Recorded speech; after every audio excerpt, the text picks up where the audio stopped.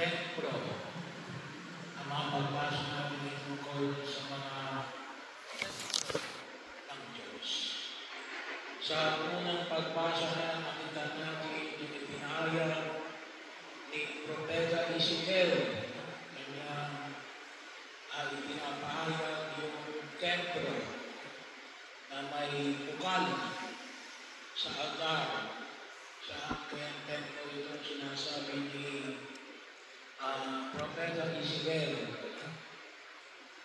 Hindi po ito yung unang templo ng Jerusalem. Sapagkat noong panahon ni Ezekiel, yung unang templo ng Jerusalem na pinatayo ni Haring Solomon, bagaman yun ay ipinangako ni Haring David, si Haring Solomon na nakapagpatayo nito ay nasidra na tinatawag namin sila'y sa kubig ng mga Babylonia, mga taga-Babylon. Sabi na natin, yung mga taga-Babylon, yung mga Iraqis. Babylon ay Iraq. So, noong panahon na yun, so, hindi yun ang tinutukoy ni Propeta Ezekiel. Kasi nung ipinahayag na ito, wasak na yung unang templo ng Jerusalem. Yung pangalawang templo ng Jerusalem ay itinayo ilang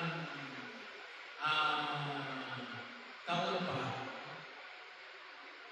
pagkamatay ni Propeta Ezekiel, na kung saan ay katulad na ipinahayag sa banal na Ebanghelyo na pinaganda ni Haring Herodes.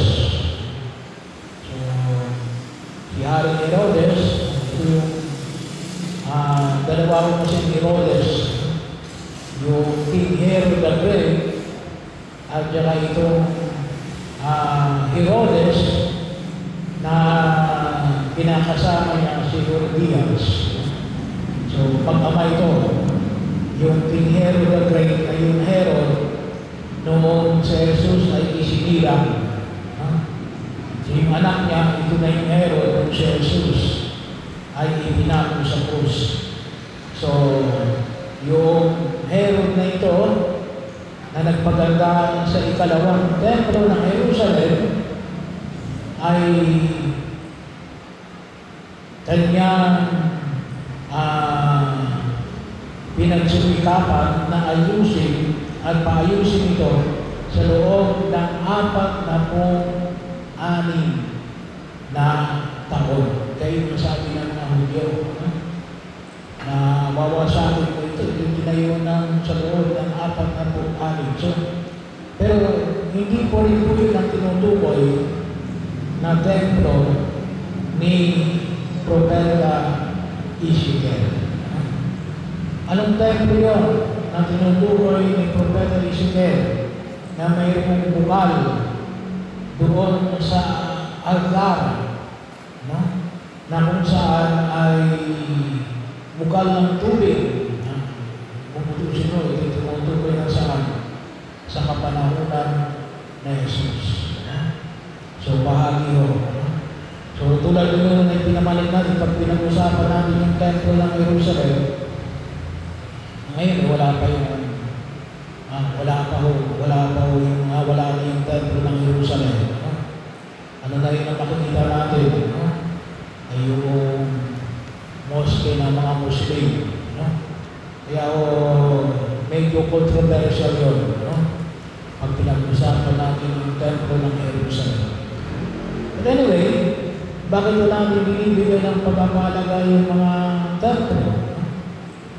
Bahagi yun na kinikilala natin ngayon, sabi na natin, ito ay dakilang na pistahan na pagdadalaga ng templo ng San Juan Laterano sa Roma. Mayroon nung tayong tinatawag na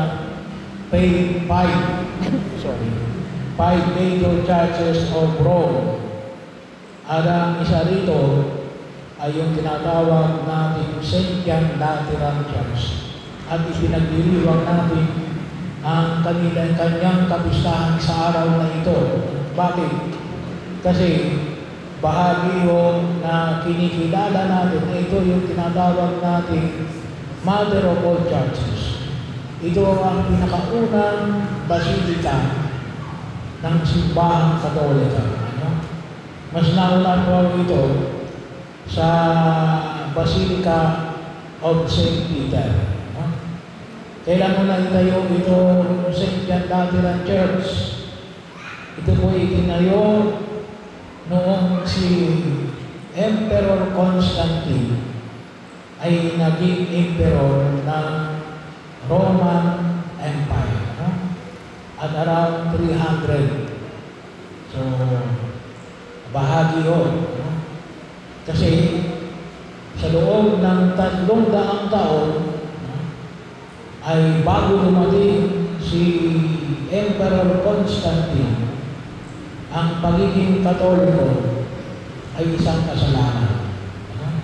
Pinag-uusip ang mga unang Kristiyano sa loob ng 300 taon. Pero gawa ni Emperor Constantine, kaya meron tayong tawagin na natin isang bakurusan. Yun ay isang pagkapangalala. Nandun meron tayong andiyan na namin ay yung Emperor Constantine at saka Empress na kanyang nanay, na kung saan ay pinaparangalan natin. Pero bahagi ho natin mula noon, ang mga Katoliko ay malayang nakapagpapahayag ng kanilang pananampalataya. Hindi na tayo pinag-uusip noon sa Roma. Kaya yun ang dinadakila natin at kinikilala natin ngayon sa araw nito. Yung malaya natin pagsamba sa ating kinikilalang Diyos. Kaya maliwanag na ipinamani ko sa mga pagbasa natin mula ho sa aklat ni Propeta Ezekiel, mula ho sa ikalawang sulat ni San Pablo sa mga taga-Corinto at sa Ebanghelyo natin ngayon kay San Juan, na kung saan na nagpapahayag kapag pinag-usapan natin ang simbahan, templo, iglesia, ay tumutukoy sa dalawang bagay. Una, yung building na pinagtutipunan natin. Yan ang tinatawag natin templo. Pero pag sinabi natin templo, hindi lang yung building. Bahagi yun. Pangalawang kahulugan ng templo o iglesia ay yung mga mananampalataya. Tayo. Yun yung sinasabi ko sa ikalawang pagbasa sa sulat ni San Pablo. Kayo ang templo ng Diyos. Kaya kinakailangan pangalagaan. Alam mo kung sabi ng panaya ni Jesus, sa Ebanghelyo natin ngayon sa araw na ito, maging yan man ay building o mga mananampalataya, ay alin, huwag niyong gawing palengke ang bahay ng aking Ama. So tayo, mga templo tayo ng Diyos. Itong ating simbahan ay templo ng Diyos. Ito'y nakalaan, yung simbahan ay nakalaan para alin na kung tawagin na natin sa Tagalog ay bahay kalaminan.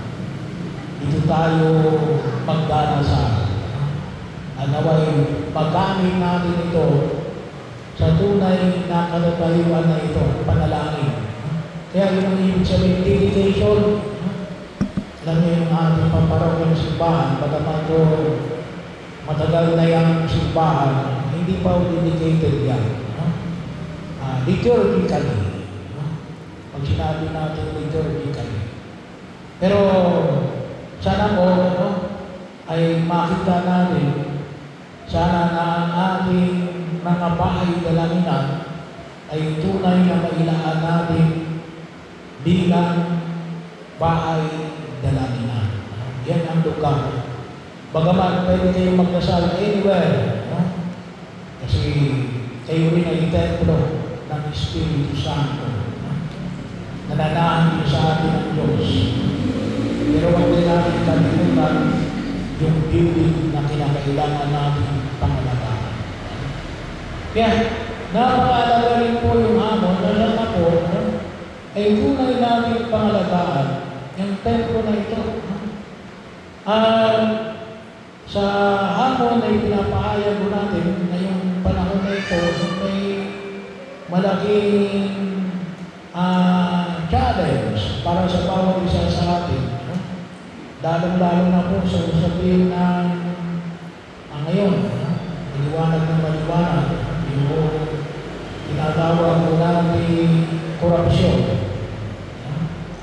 Bahagi ko, nawa ay pagkakataon na kung saan ay ipanalangin natin, napakahalagang magdasal tayo, makiisa tayo. Sabi nga ko, kaya umangkong tayo sa ganitong klase ng katatayuan, sapagkat may bahagi rin tayo. Ano yung bahagi? Pinabayaan natin. Kaya ngayon, namumulan tayo, sana nga po ay magtuloy-tuloy na. At makiisa tayo. Kaya din po, yung mga simbahan, kung napapansin nyo, yung panyaya nyo, ang tunay, na magsuot tayo ng hindi pag-araw ng linggo, yung ating simbahan, sinabihan ko na yung mga dress, na lagyan ng mga ribong puti bilang pagkiisa natin ng pagtutol natin sa kultura ng korupsyon. Kasi naging kultura na Kasama na rin yan yung yung padrino system. Ano yung padrino system? Kasi may padrino ako. Hindi mo ko mababangga. Mayroon akong ninong. Mayroon akong ninang. May sinasandalan ako. Kahit na mali, ay kinakailangan mo natin na makita natin tayo ay bahagi ng na templo ng Diyos. At kinakailangan natin ang maliwanag ng pagkilos. Sabi ko nga, panalangin, pangalawa, pakikiisa, at kung mayroon tayong magagawa, ay maging bahagi na kung saan ay kumilos tayo natin, mai-reverse natin, mai-baliktad natin, kasi hindi ito madali. Nakakatuwa naman kasi may mga grupo, mayroong tinatawag natin na Mayors for Good Governance.